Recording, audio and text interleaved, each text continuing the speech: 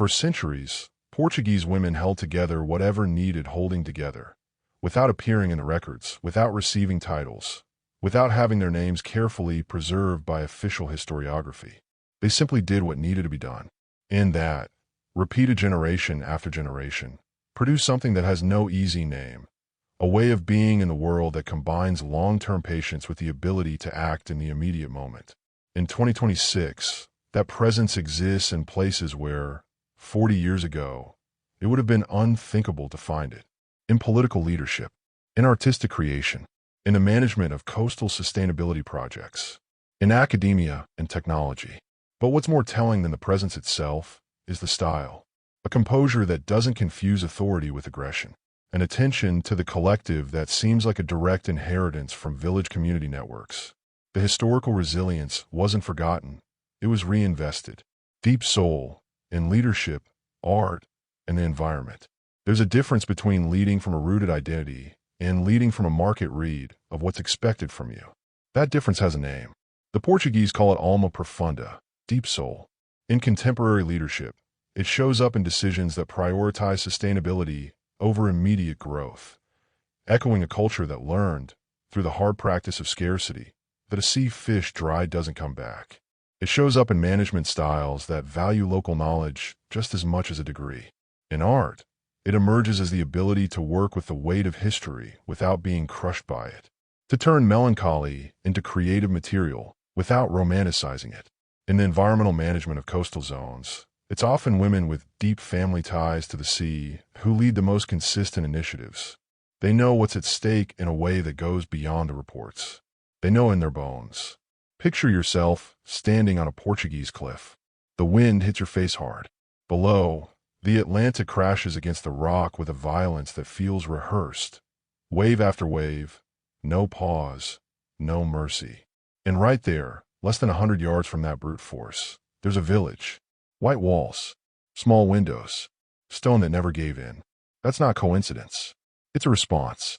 For centuries, the people who built those houses learned to negotiate with the ocean, not by trying to beat it, but by refusing to be erased by it. Every wall faded by salt tells a story no book ever recorded. Every crack is a date. Every corner rounded by the wind is proof that here, permanence wasn't handed to anyone. It was earned, brick by brick, generation by generation. What if I told you there's an emotion that has no translation in any other language in the world? It's not sadness. It's not nostalgia. It's something denser, more alive, harder to hold on to. The Portuguese call it saudade, and for centuries, the world tried to reduce it to a tourist cliché, a refrigerator magnet, a pretty word for people who don't really get it. But saudade doesn't live in museums. It lives in the kitchen at 2 in the morning, when someone makes coffee for 2 and remembers there's only one now. It lives in the voice that shifts when a name comes up in a family conversation. What makes this feeling so powerful is that it was never individual. It's the pulse of an entire nation that learned to live between departure and return, and turn that pain into identity. Here's a question official history never bothered to ask. While the caravels were setting sail, who stayed behind? The books kept the names of the navigators, the routes, the conquests. But there's another story, the story of the women who woke up the next morning not knowing whether their husband, their father, their son was still alive. And they didn't stop. They raised the children. They kept the village economies going. They held entire communities together for years, sometimes decades, in the complete absence of those who had left. That's the Lusitanian spirit the epic poems forgot to tell. Not the courage to move forward, the courage to stay, to build structure where there was emptiness, to turn waiting into strength. The ships left. Some never came back, and the women who stood on the shore shaped Portugal just as much as any discovery made across the sea. Pay attention to this detail. When you watch an older woman in a Portuguese coastal village, there's something in the way she moves that's unlike anything you've ever seen. She doesn't look down at the steps as she descends. She doesn't check the hallway before turning a corner. She leans her shoulder against the wall when she talks, as if the stone were an extension of her own body. That's not habit. It's memory built up over decades of real, lived use. It's the result of a relationship so intimate with a space that the two, woman and wall, have become practically inseparable. And here's the detail nobody tells you. When she leaves, the present stays. The stone holds human warmth. The space changes with whoever inhabits it. And these women inhabited these corridors with an intensity that the landscape still carries. It's 6 in the morning. The tourists are asleep. The shutters on the apartments with ocean views are closed. But the village is already awake. Not with the anxious rush of cities. With the steady rhythm of people repeating gestures that have made sense for generations. The market that opens 3 times a week isn't just commerce. It's the community's nervous system. It's where you find out who's sick, who needed help, who just had a grandchild. The conversation is part of what's being sold. The slowness is intentional. And when someone doesn't show up where they should, nobody needs an app to know something's wrong. Someone just goes and checks. Tourism came. It photographed. It paid. It left. And these rituals continued. Not because they resisted the modern world with effort, but because they never needed to be convinced they were enough. Salt corrodes everything. Doors painted last year are already showing the first signs of surrender. Iron rusts faster here. Even concrete seems to ask permission. So what explains why certain people, in that same environment, seem to only get more solid with time? Look at the eyes of these women. There's no coldness. That's always the mistake outsiders make when they don't understand what they're looking at. What's there is total presence. A focus on reality that doesn't get distracted by the superficial. It's the look of someone who has quietly assessed difficult situations many times before speaking. Of someone who learned, through practice, the difference between what matters and what only seems to matter. The salt air didn't destroy that strength. It produced it. Exactly the way it does with stone. It exposes, it wears down, it reveals what's essential. From maritime grief to female protagonism. Lisbon, 19th century.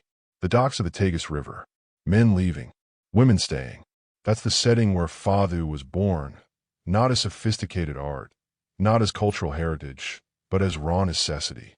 It was the only way pain found to keep from going mad. The first Fado singers lived on the margins of society. They sang in spaces the bourgeoisie preferred to ignore. And it was exactly that freedom of the margins that gave Fado its brutal honesty. Then came Amalia Rodriguez. And everything changed. The female Fado singer stopped being the one who mourns a man's absence. She became the one who names her own existence with authority. Today, Marisa, Anamor, Carmen, Tingo, the maritime still. But over that historical family, contemporary voices sing of choice, rupture, and agency. The source is the same. The direction is different. There's a reason Fado doesn't depress you. And that always catches people off guard when they arrive expecting to find despair. What you find is something else, a sadness that has been processed, organized, transformed into form, a pain that learned to have structure. Fado melodies are built on tensions that rarely resolve cleanly. There's always a note held a beat longer than is comfortable, an ending that isn't triumph, it's acceptance. That's not an accident. It's a precise emotional map of how loss actually works. Not in a straight line, but in spirals that return to the same point, with slightly less weight each time around. For those who grew up listening to Fado, that map was internalized before it was ever understood. When real loss arrives in life, the territory is already familiar, and that, quietly, changes everything.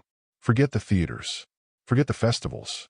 If you want to truly understand Fado, you need to be in a small tavern, with low ceilings and tiled walls, when the silence falls before the music begins. That silence has weight. It has expectation. It's the kind of silence that only exists when everyone in the room knows something real is about to happen. And then the voice comes in. What happens next is hard to describe to anyone who hasn't lived it. The social hierarchy dissolves. The older man closes his eyes. The 20-year-old girl puts down her phone without even realizing it. The music crosses the generational divide as if it never existed. Because on those nights, Fado isn't entertainment. It's the thread that keeps the community connected to itself. And the women who sing it have been, for centuries, the guardians of that thread.